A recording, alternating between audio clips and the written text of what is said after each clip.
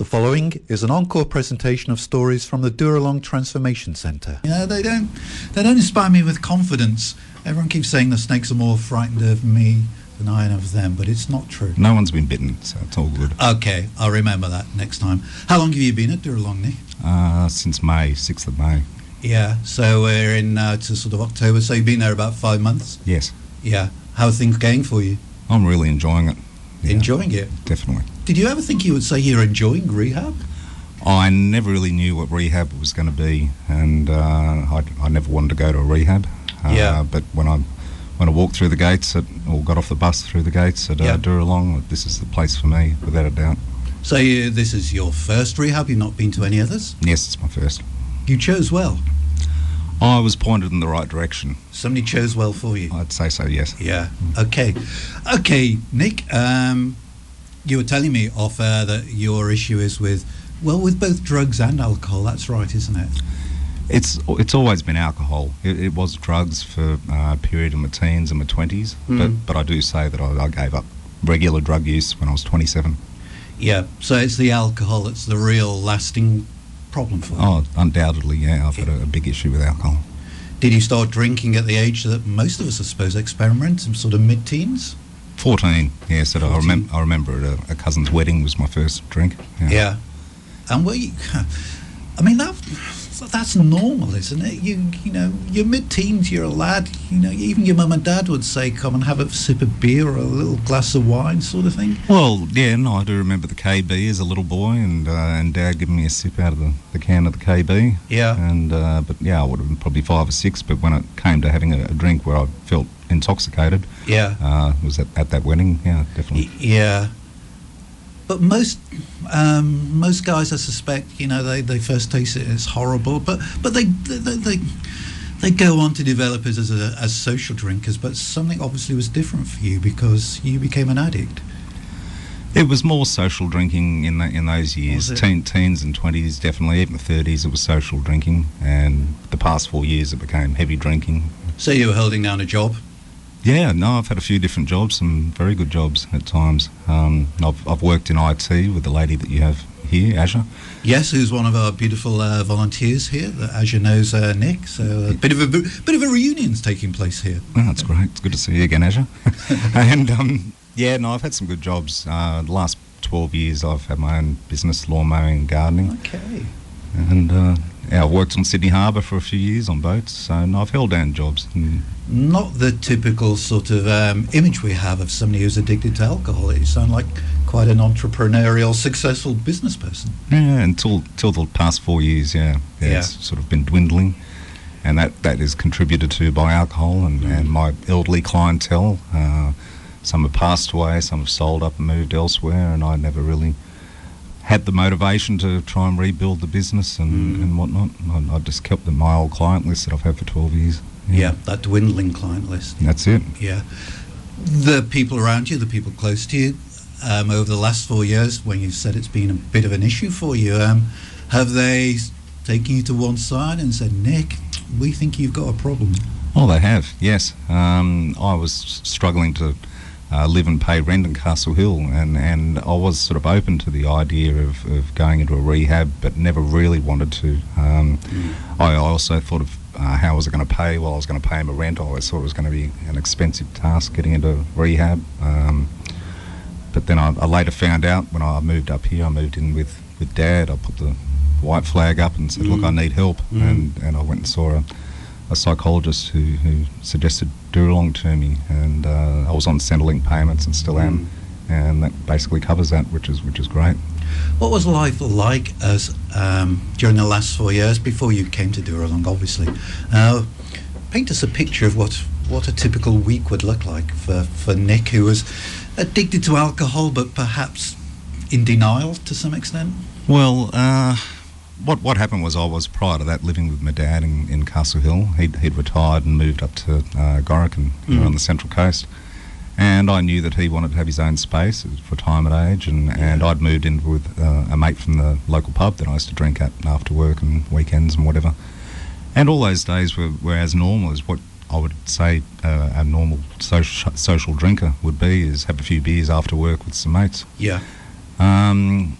a few things happened. He was a heavy drinker, and a couple of weeks after being there, he was taken by ambulance to Westmead Hospital and told, "You've got pancreatitis and can't drink ever again." So I would say he became what I would call a dry drunk, quite an angry sort of a guy, and wouldn't allow me to have any mates over. So I became isolated. I wasn't going to the pub so often for a number of reasons. A couple of mates from there had moved to Darwin for work. They were bricklayers. And my favourite drink was a dark beer. Australian breweries do their own dark beer, so I normally like Guinness or 2 Years Old or one of the dark beers. That wasn't on tap anymore. Prices went up. People that weren't there anymore. So, yeah, I began sort of isolating, just sitting in my bedroom, watching TV, listening to music and drinking cheap red wine, actually. So sort of sat in your room each evening just drinking by yourself? Yeah, to the point that I knew that the following morning I was probably still over the limit and wouldn't be going to work to do my jobs. And so I was going later in the day to go and mow these lawns and some people, a lot of the clientele, because I've been doing this for 12 years, are elderly. Some had passed away or gone into nursing homes. Others had sold up and retired, moved elsewhere, and I never thought of really rebuilding my business. I was earning enough to cover the rent and food and whatnot, and the rest of the time I was at home. I like my music, so I've got 800 CDs. I go through them. These days you can listen to music on the internet. That's right. This was sort of like a semi-retirement type thing in your mid-40s, but I got very sick. Sounds almost that you've given up on life. You're not trying to rebuild your business. You're just isolating yourself, your music, and the cheap red wine that you talked about. Yeah, no, withdrawing from society. I was. Look, I've had really good friends from high school days that are married, got kids, and you'd be invited to a barbecue or to something social or to catch up for a drink, and I wasn't even going to those because people had moved to different areas. I thought, I can't afford a taxi ride home if I've got to travel all this distance, and I'd probably been drinking since the morning, and I just didn't really want to go anywhere. Pretty miserable existence. It was horrible. It was horrible. Yeah. What prompted you talked earlier about eventually raising the white flag and surrendering and asking for help.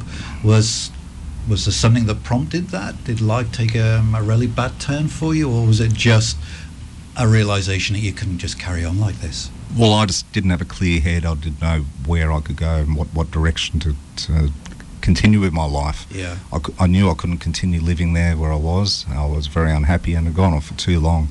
I did have friends that have been saying, Nick, you should go into rehab. And as I said, look, I didn't know much about rehab. I thought it would probably be like a hospital, white walls and floors and that sort of thing. And white coats. Yeah, exactly. And so, yeah, I just packed up some stuff and drove up the coast and to Dad's place. I said, look, you've got that caravan out the front, Dad. Do you mind if I live in that? And you'll still have your own space. And I've got to book into Wyong Hospital to detox. And then I found out later on about Dooralong, and there's a waiting list of a few months, so I kept calling every couple of weeks to try and get in, and I've been there since May. Who was it that first mentioned the word Dooralong to you then? I was a psychologist through the employment agency that I'm with. I basically said to them, look, okay, I'm looking for work, my lawn mowing business, it's not sustainable in winter time, so even if you're renting, I was also working, labouring for landscapers and tree loppers. That was in the winter months, basically just to cover the rent and food and whatnot. And I know that I was always reliable, but they'd still smell alcohol in my breath in the morning. So a couple of the landscapers must have reported back saying that, look, this guy's Nick's got a problem. Yeah, that's right. Get rid. Yeah. And they did. They did, yeah. Yeah. So you've lost hope in life, you're sort of withdrawn. It's almost like you've given up. I had, yeah. What the real turnaround was my brother was getting married late last year, and I thought, I don't want to be this guy that... The drunk at my brother's wedding. Yeah, exactly. And even though I was still drinking late last year, it wasn't until just before I went to detox I was drinking to the lead up to that. But in my mind I knew that there was much more to life. I could be a lot better a Nick than what I was. Yeah. I'd gone very much downhill. Yeah. There was another Nick. There's somehow been sort of. I was a broken man. You were a broken man. Yeah. you reached out to Dooralong. You talked about a waiting list. Did you have to go on a waiting list? Yeah. How hard was that? Well, my goal was to get in there, and I was consistently calling every fortnight, and then I found out I should be calling probably more regularly. But there is a waiting list. Yeah, and it's a very popular. It is definitely. It's a lovely place. It's out in the country, and I wouldn't have gone to any other rehab. And before you go to Dooralong, we know from speaking to other guys that you have to do the detox first. Yeah. Spent a week in Wyong Hospital. Yeah. That was a tough week. It was. Yeah, because that would be. How long was it before you had previously been alcohol free? I did detox in Parramatta for. It was an outpatient one, so that was for a month last year, in June last year, and I was sober for only a couple of months, and it was just the home life that was getting to me, and I went back to drinking again. Yeah. So you book yourself into Wyong, you spend a week there. Yeah. And then the idea is that Dooralong, Salvos, they send out a bus, don't you? A little mini bus. They did, They take you down to Dooralong that you've never been to before. No, I never even looked it up on the internet to do much research. All I knew was, I found out through the psychologist that it was run by the Salvos, and I said, I'll definitely be there for that. Yeah. Yeah. You were telling me earlier a story about your mum and her, some advice she gave you if you got stuck in life. Well, see, my mum passed a couple of days before I turned 19, so life was tough in that period of time when she had cancer, and I was smoking dope and drinking and whatnot. And but she did say to me shortly before she passed, she said that if you ever get yourself into strife, Nicholas, you can always turn to the church and turn to the Salvos. And I've got, like, what am I now, 45, and that was 19, so 26 years down the track. So when the psychologist said Dooralong is run by the Salvos, you remembered the advice of Mum? I did, yep. And you grabbed it with both arms? Well, I've got this thing where I believe Mum's always still with me, and when she passed, and a lot of things happen in life, and it's that sort of spiritual side that Mum's still with me, and you still feel her presence? Without a doubt, yeah. Yeah. So Mum would be pleased at your choice? Undoubtedly, yeah. Very pleased, yeah. Okay, look, we're going to break for some more music, and then we're going to come back, talk to Nick more about what his first impressions of Dooralong were like, and how those impressions maybe have changed now that he's been there for 6 months. Where is 27.5 minutes past 10 on this beautiful Wednesday morning? Talking to Nick from the Dooralong Transformation Centre. We left Nick as he, well, more or less crossed the threshold, opened the gates and walked into Dooralong. He said he hadn't researched it on the internet, so he didn't really know what to expect of Dooralong. But you must have, Nick, had some picture in your own mind of what it was going to be like. I didn't really know what Dooralong was going to be like. I just had this sort of preconceived idea of what a rehab would be like. Yeah. And to me it was going to be like a hospital. And certainly nothing like what Dooralong really is. Yeah. One of the first things you see is the pool that they've got there. Yeah, it is. It is. It wasn't the first thing when I got there. No, we come in with our bags and whatnot and go into a little office and have an interview and whatnot. But the first thing you see is outside the reception, just lovely gardens and beautiful building, the lodge there. Trees and wildlife. Yeah, definitely. Yeah. Some people we talk to come from big cities, and it takes a little while before they get used to that sort of environment. What about yourself? Did you have to sort of acclimatise yourself, if you like? Well, I've lived in Sydney most of my life. So this was very different. It was, yeah, definitely. I've got a mate that's got a farm out at Safala, property out there, so we used to go regularly out there. So I do like the country area. Yeah. And but coming to Dooralong was just, it's a good escape from the city life, that's for sure. Yeah.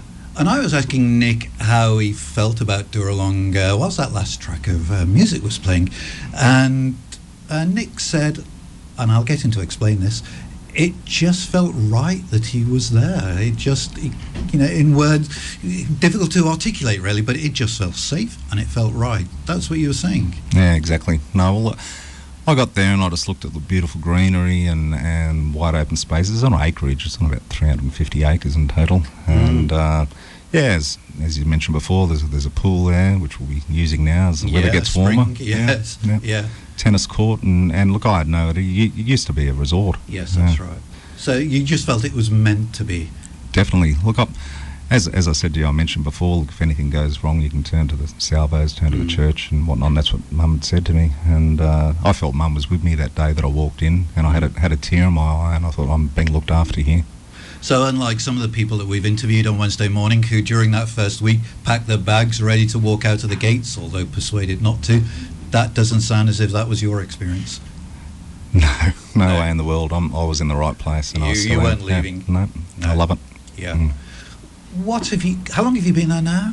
6th of May, so 5 months. 5 months. So you're well into the programme now, Nick. What sort of things have you discovered about yourself? Well, we have a morning group every morning. We spend an hour or so with a bunch of peers, a bunch of guys that have been there for a similar period of time. And we were going to things like your self-esteem and relationships. We did a topic recently on anger. Yeah. So you sort of delve into your past as well, and what are some of the things that might have led you into addictions or alcoholism and whatnot. And it's a good learning, growing process about yourself and others. So you gain insights into perhaps why you became addicted or why you turned to drink and why you lost hope at this point and that type of thing? You do. You think more deeply about why you got to that point. You had to, as I said earlier, put the white flag up. Things start to make sense for you. Yeah, well, you get a clearer head, and that's one of the main things I needed. I wasn't thinking clearly in my later parts of drinking, that's for sure. How hard is the group work? How hard is it to open up? How many are in the group that you sort of have? Oh, there'd be around 10, maybe 12. How hard is it to open up and be really honest with those guys? I think in the initial stages, when you're in induction and maybe level 1, the group sessions are a lot harder. And I'm personally reasonably open, but I know that some people struggle, and some people are pretty quiet in the group. But I think once your peers start opening up, you start thinking more about what's been going on in your life as well, and you contribute. And it's good because it's like an AA meeting. It's anonymous, so it's what's said here stays here. Exactly. And you can feel open and comfortable that you can discuss things. And do you see parallels between your life in addiction and other people's lives in addiction? For sure. For sure, and I'll mention one thing about that is the counselling sessions. I've had counselling sessions previously and psychologists, and unless they've sort of come from a background of addiction, which a lot of the staff, the salvos there, have come from, they were basically useless in my mind. I really had no faith in them, but I think the people there, the support that you get, because they've had a similar background, I can relate to them, and it makes life a lot easier. When they say, I know what you're feeling, I know what you're going through. For sure. It's not just words for them. No, it's not. No, it's from the heart. It's a lived experience. They know exactly what's happening. Definitely. Yeah. So you've been 6 months. You've got you've done your group work of a morning, and then what do they have you doing during the afternoon? Because I know you will have to sort of earn your keep in some way. Well, for afternoon I work in the bike shop. Bike shop? Yeah, we've got bikes. Once you get to level 1, it's a privilege. Motorbikes or no, push bikes, mountain bikes. Yeah, they're all mountain bikes. Oh, I didn't realise that. So, well, it's a fair bit of area to cover. You can walk it if you want to. But from one side to the other, it could be a kilometre or even a bit over. Right, so you just hop on a bike and then just leave it, and somebody else will pick it up and... No, we chain them up. We lock them up. Yeah, that's part of the deal. You can't take a bike unless you've got a helmet and chain to lock it up. Okay, fair enough. And then when they need maintenance, they take them to the bike shop. And that's when they meet Nick. Yeah, about a month ago, we brought them all in and did the blue slip. Basically put them over the pits and make sure the brakes and safety, everything's working fine before we send them back out again. Well, there's a new skill for you. Yeah, it is. I used to do it as a kid. Mechanic. Yeah. The other thing that we get our guests to talk about is the spiritual experience that they've had at Dooralong. For some people who haven't had a church background, it's, well, a bit of a shock. It's very alien to begin with. They may later embrace it or not. What about yourself? Did you have any church background? Did you have any sort of Christian input as a child? I did. I'm christened as a Presbyterian, and we went to Uniting Church. It was Presbyterian and Methodist became Uniting, and it wasn't every Sunday, but quite often on Sundays we'd go to church with Mum and the family. Dad used to work weekends, so we didn't see a lot of Dad on weekends, but Mum was pretty heavily into the spiritual side of life. Yeah. And faith in God, and so I did have that.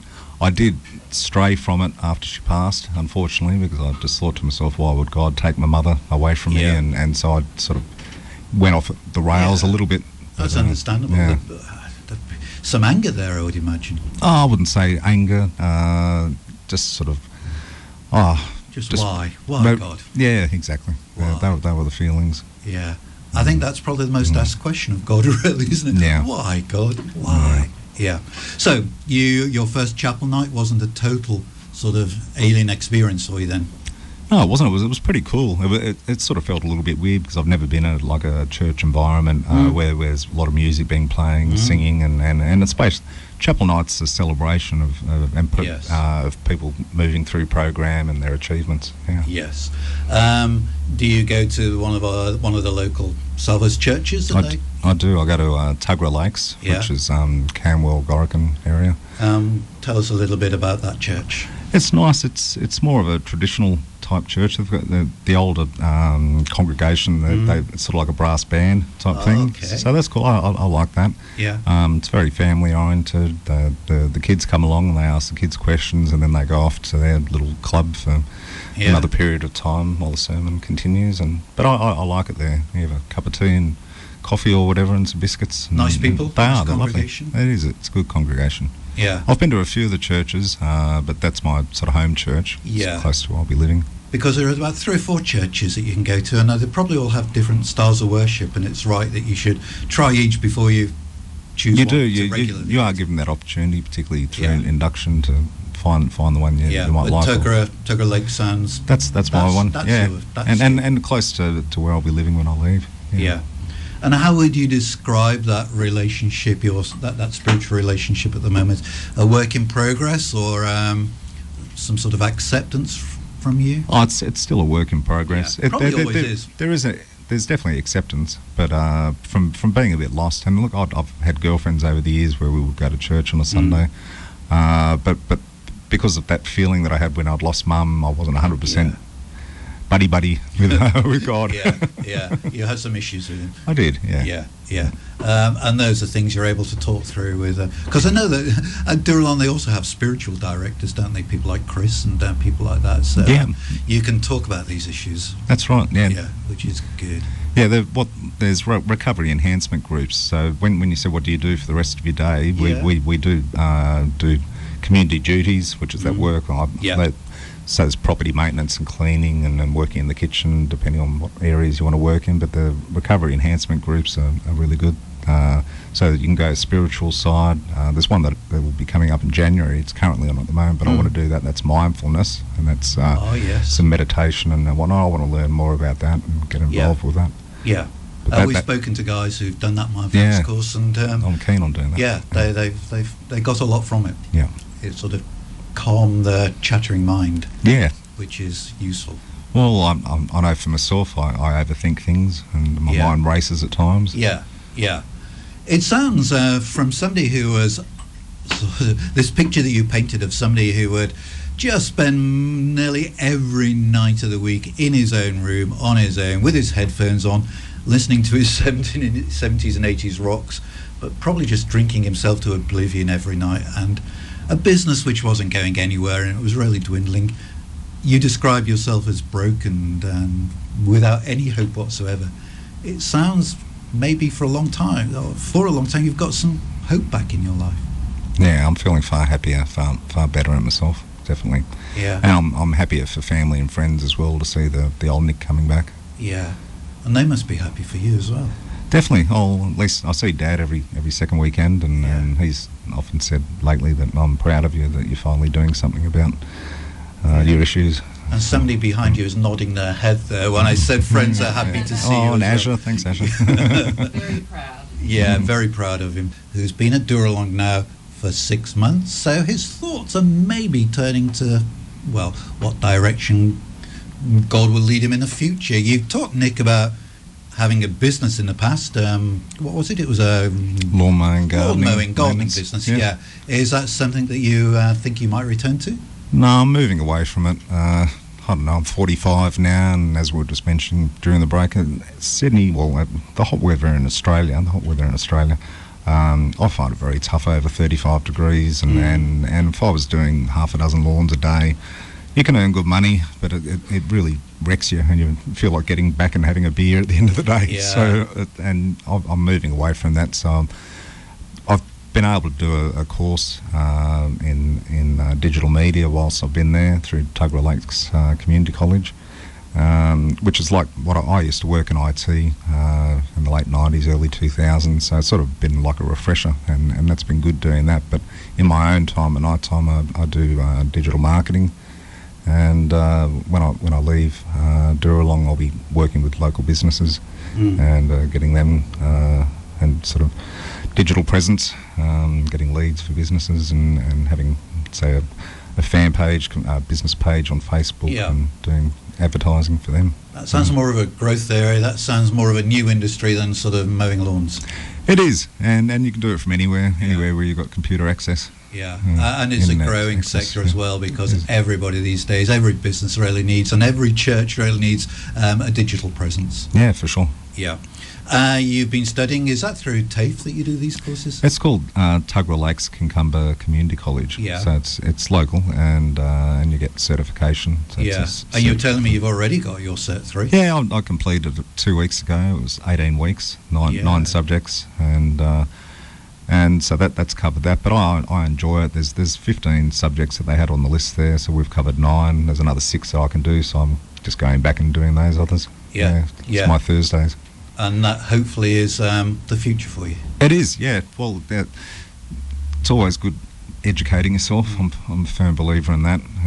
Always learning, I like it. And it's always it'll help me out in what I want to do. Yeah. You used to live in Sydney. Is that somewhere you will go back to? There's always a possibility, but I'm enjoying it up here. Yeah, I'm wanting to move to the entrance. I love it at the entrance. Yeah. They feed the pelicans at 3:30 every day. Wildlife. That's pretty cool. Yeah, I love the wildlife. Yeah. I grew up behind the koala park in Sydney in West Pennant Hills, and so just over the back fence where the kangaroos and koalas and emus and peacocks and whatnot. And being at Dooralong is a little bit like being a teenager again. Yeah. So it's nice. And if you stay on the Central Coast, you'll be able to continue worshipping at Tuggerah Lakes. Yeah, Tuggerah Lakes is where the local church for me is, near Gorican. Will that be an important part of your life, do you think? Yeah, definitely. It's the spiritual side of this program is very important. Sure, we learn the skills we are in our group sessions and whatnot, but I think, particularly going to church, I feel so nice and calm and relaxed when I go into church on a Sunday. It's lovely, and nice people there, and good fellowship. We talk about the peace of God. We pass the peace, don't we, in our church worship services on Sunday, but it's almost tangible, that peace of mind that you get, isn't it? Oh, it is. Yeah, it's a good feeling and good mindset. And for me, I think spirituality comes through music as well. Yeah. Good listening, and so. Well, most of the Psalms were songs. They were. Music. Yeah. Has this surprised you, that the spiritual side of you has sort of responded so well to what's going on? Oh, it's always been there. It's always been there but for me. It's been on the back burner. It's been just a pilot light. Yeah, but you've got to understand that spirituality is not only with your relationship with God, even though it is very much so. It's just that change, being open to change and growing and becoming a better person. How are things with the rest of the family? How are things with your dad at the moment? Really good. Growing up, I didn't see a lot of Dad. He's always been a hard worker and often worked weekends. He's been in the car industry. He's a motor mechanic by trade. Yeah. And look, when he retired, I've been able to spend more time with him and see him more often. That's another thing too, is that when he moved up the Central Coast, and I basically isolated myself, drinking alone in my room and whatnot. I did enjoy my time when I was living with Dad prior to that. And I just accepted the fact that he wanted his own space, so that's why it took me such a long time to say, Dad, I need some help. Can I come and live with you for a little while, get my act together, and I will consider this rehab thing. And then when I did turn up on his doorstep and went through the process of applying to go to Dooralong, And he's been very supportive of He it. has been. Yeah, no, he's really happy seeing me the way I should be, the way I was. Proud of you? Yeah. Yes, he said that. He said that a few times, and look, it's great having other people proud of you, but it's I've got to be proud of myself, which I am, and because it was a tough time, particularly that past 4 years, and just that initial sort of saying I'm going to go do detox, go to rehab, and it's a change of life, definitely. Does it seem like another person, another version of Nick, who was sort of sat alone in his bedroom all night drinking when you look back at that? It's the real Nick. It's the Nick that's always been there, that's been subdued and sedated by alcohol and drugs for too many years. Yeah. But you are hopeful. Hopeful, yeah, there's always hope. There's always hope. Yeah. Look, it's been great talking to you, Nick. You'll be going to chapel night tonight after your beautiful roast dinner, of course. We just pray that God will continue to have his sort of his shoulder, his hand upon your shoulder, and guide you as you sort of move into new areas for the future. He guided you to Dooralong pretty coolly, didn't he? You know, somebody just mentioned Dooralong, and then there was that thing with your mum who said 19 years earlier, if you get stuck, always turn to the salvos. Yeah, it was 26 years earlier. 26 years earlier. Yeah.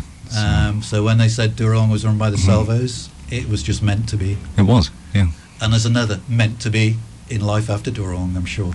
Without a doubt. And thanks for the opportunity coming on board, Phil. Not just our pleasure, but our privilege to talk to these guys from Dooralong. We really, really enjoy it. And the stories are so inspirational because a lot of people, and they may not have alcohol or addiction issues in their life, but I think a lot of people are just hopeless. They genuinely are hopeless. And it's just good to hear somebody who's been in a really deep, dark situation and has come through it and now has hope for the future. It gives us all sort of hope that if we are in those dark places, that there is a life after them. So thanks very much, Nick. Thanks very much, Dooralong. Thanks very much, the Salvos. Nick echoes that. Have a good day, everybody. Yeah. Thanks to Nick. Thanks to Dooralong. You've been listening to an encore presentation of the Dooralong stories, which can be heard live every Wednesday at 10 a.m. and repeated 8 p.m. Sunday and 1 a.m. Wednesday, right here on 94.9 rema.cc.